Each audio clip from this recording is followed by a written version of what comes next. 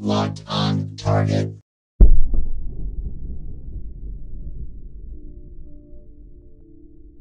Hey Internet friends, we are living in the age of technology, an age in which vast amounts of information are at our fingertips, and we can connect with each other in just a few keystrokes. The World Wide Web is stuffed like a Thanksgiving turkey, full of an endless buffet of distractions, breaking news headlines, advertisements masquerading as entertainment, and a seemingly infinite trove of ever-evolving information, from which the elusive truths of this world are the greatest treasure. So that's why today we're going to discuss how the internet became a battlefield and the war on our minds.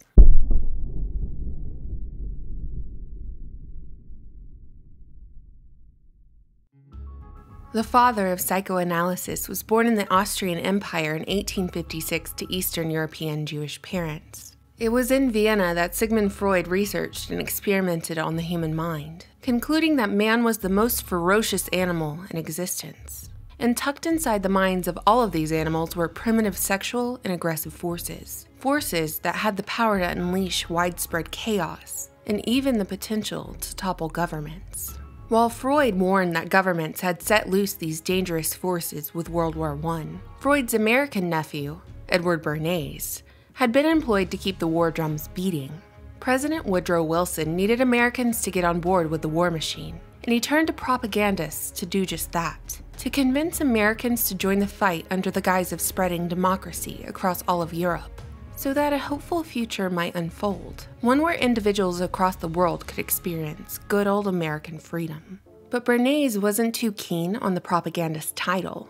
He claimed, ironically, that the Germans had tainted the term, and thus, he reinvented it, emerging as the father of public relations.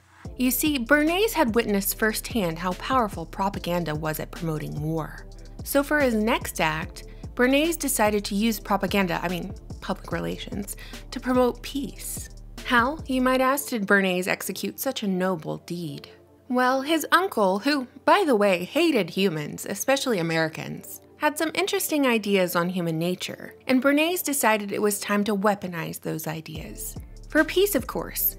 For peace. American corporations emerged even more powerful after the First World War, and in order to maintain their cash flow, and in other words, their influence, business owners realized they needed to keep their workers in the factories to increase their production. And of course, there is no supply without demand. That's why Bernays' big business clients hired him to figure out exactly what motivated the human mind, so corporations could better appeal to the masses.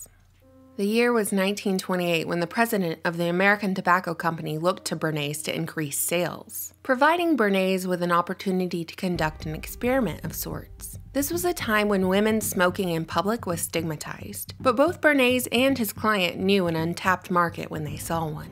Bernays employed psychoanalysis, learning that cigarettes symbolized the penis, therefore male sexual power, and he figured out that if he could connect smoking cigarettes to the idea of challenging male sexual power, he could sell a pack of smokes to both genders. Everyone was a winner, but their lungs were not. So at the Easter Day parade, Bernays set up a huge publicity stunt. He'd already tipped off the press and supplied them with their new propaganda piece, public relations phrase, Torches of Freedom, which the press would then capture when a group of paid-off debutantes posing as suffragettes lit up their cigarettes in the middle of the parade, making the single act of igniting a torch of freedom a gesture of female empowerment, wrapped up in one stinky PR package meant to render emotion from all who might look upon it, skyrocketing tobacco sales and forever linking human desire and feelings with products. Because it's not like the actual act of becoming a human chimney made women any freer, but it sure made them feel like it. And with this realization, Bernays felt confident that his tactics could emotionally manipulate the masses to purchase product on the basis of want, not need. And all these dangerous primitive forces his uncle was droning on about were made even more docile through Bernays' manipulation of habits and opinions. Bernays had successfully remixed the Romans' bread in circuses. The average Joe was so occupied, in fact, that most didn't even realize a new mentality, shaped by corporate appeal, was binding and guiding America, creating a clear path for a new elite to control the masses through psychological techniques, forming a grand illusion of this thing we now call democracy.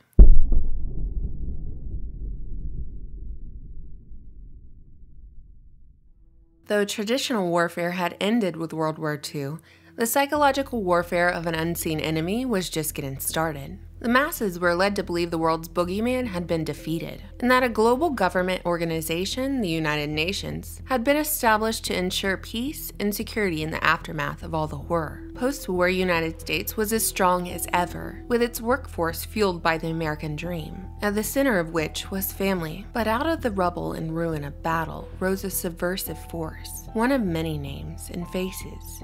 Communism, cultural Marxism, Soviet involvement, Big Brother. Regardless of the title, the goal of this variety of psychological warfare was one of a new world order, brought about by a slow-roll brainwashing of sorts, known as ideological subversion, made up of 4 stages. Stage 1. Demoralization, which begins in the classroom. Instead of teaching children to act morally in favor of themselves, their families, their communities, and their country, under the process of ideological subversion, demoralization takes place over a generation, where, in compulsory public schooling, a manipulated account of history is branded into the brains of every pupil, and unrighteous behavior is encouraged at school through television programming and other vehicles of propaganda. These lessons are reinforced at the university level, resulting in brainwashed cattle at every level of power: government, business, media, and education. If stage 1 is successful, the individual's perception of reality is so warped that any attempts to get them to recognize authentic information would be to no avail. After that, all that's needed is a good 2 to 5 years in order to implement stage 2, the destabilization of a nation. This is the time that subverting party has the opportunity to crash the economy, ruin foreign relations, and disarm the defense systems just in time for phase 3. The crisis phase, intended to usher in a change of power. Brownie points if it's a violent and dramatic change of power. The final stage is normalization, which is the welcome to your life as human cattle, please line up to get branded phase. Which might sound like a slight exaggeration, although if you think about it, not really. It's kind of curious that while all this ideological subversion was allegedly being implemented during the Cold War, at the hands of the Bolshevik, Communist, Lenin, Marxist, Soviet, Red Scare, hide under your desk y'all, we're about to get nuked, boogeyman, the United States government alphabet agencies formed post-World War II were utilizing the same psychological tactics, not just on foreign nations, but on regular old, unsuspecting Americans. In the early 1950s, the Central Intelligence Agency used major media companies for propaganda purposes in order to sway public opinion during the Cold War. A move right out of Bernays' playbook. This program was known as Operation Mockingbird, and in addition to controlling executives, reporters, and other staff within major media companies, the CIA also put forth their own agents as journalists of the so-called free press. Journalists who worked around the clock, especially after the assassination of President Kennedy, doing their patriotic duty to suppress truth from the American people, forcing witnesses to change their story, and silencing those who question the official narrative. Meanwhile, during that same time, the Federal Bureau of Investigation established their own counterintelligence program with the intention of surveilling, infiltrating, discrediting, and disrupting domestic political organizations, or basically any groups or individuals they deemed problematic. COINTELPRO's greatest hits, no pun intended, included infiltrating civil and women's rights movements and even groups who protested the Vietnam War. They went above and beyond, infiltrating groups and dismantling them by creating inner conflicts amongst members, aggressive surveillance,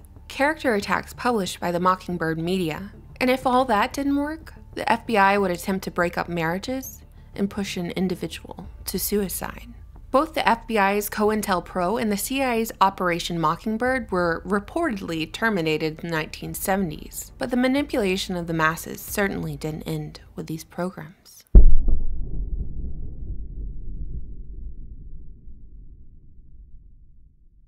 While newspaper, radio, and television dominated the first age of information, the computer age ushered in the second installment. In 1960, the United States Department of Defense began awarding contracts for what would now be considered the primitive internet. And in 1989, the World Wide Web as we know it, the same tool that billions of people utilize to this day, was developed by the European Organization for Nuclear Research, also known as CERN. In 1984, only 8.4% of American households had a computer, rising to 36% in 1997, and in 2015, 87%. In 2018, 95% of Americans reported owning a cell phone, and of that 95%, 77% reported owning a smartphone, meaning that the vast majority of Americans have a plethora of information at their fingertips at any given moment. In a few clicks, they can educate themselves on any topic imaginable, connect to individuals thousands of miles away, and learn about events before the news even has a chance to report on them. So much information and so little regulation.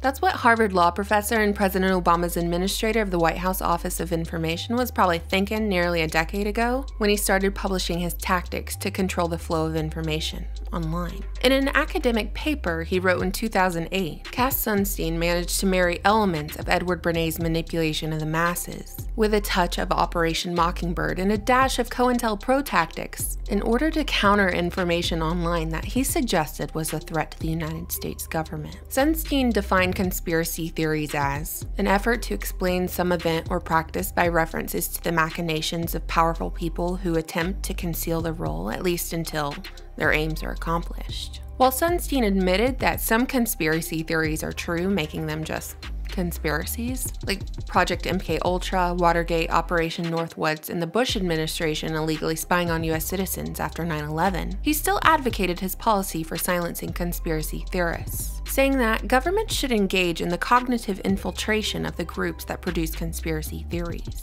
And rather ironically, Sunstein recommended that government officials should utilize conspiratorial means to accomplish this, taking on false identities or even anonymity in online social networks, chat rooms, and in person to undermine individuals and groups who investigate, discuss, and propagate theories. Though, it's curious, Sunstein didn't take aim at any other fallible variety of theory that resulted in harm to someone, somewhere. Scientific theories got a free pass. Sunstein's message can be boiled down to the following. If you outspokenly call for transparency in government and circulate research about events that might or might not have transpired or might not have happened the way the Mockingbird media said they did, Sunstein says the government doesn't trust you, and therefore you need to be dealt with. Let us all take a moment of silence for Cass Sunstein. Press F to pay your respects, as he is a victim of ideological subversion.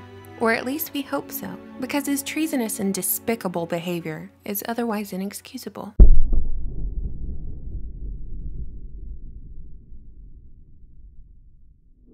While I'd like to tell you that Sunstein's efforts and the efforts of those before him to control the flow of information online have been unsuccessful, it only takes a quick glance at the present to recognize their fruit. Dissenting voices are silenced every day online for expressing even the most lukewarm, controversial opinion, whilst appointed arbiters of truth are pushed into the public eye under the guise of being independent or alternative media. Today, only 6 companies control 90% of the American media outlets, and one company has the monopoly on the main gateway to the treasure trove of information the World Wide Web has to offer. That company is Google, owned by Alphabet Inc. The lines between corporations and governments aren't just blurred anymore. They barely exist at all. And just when people start to take notice that something isn't quite right, another distraction gets rolled out. Probably some breaking news headline on a polarizing issue into which well-meaning people throw their energy. Social media then becomes weaponized, dividing people into virtual armies that endlessly attack each other. White versus black, men versus women, Muslims versus Christians, gay versus straight, Antifa versus the alt-right. It's also draining, so why don't you just sit back, relax, and watch a little Netflix? A company founded by none other than the grandnephew of Edward Bernays.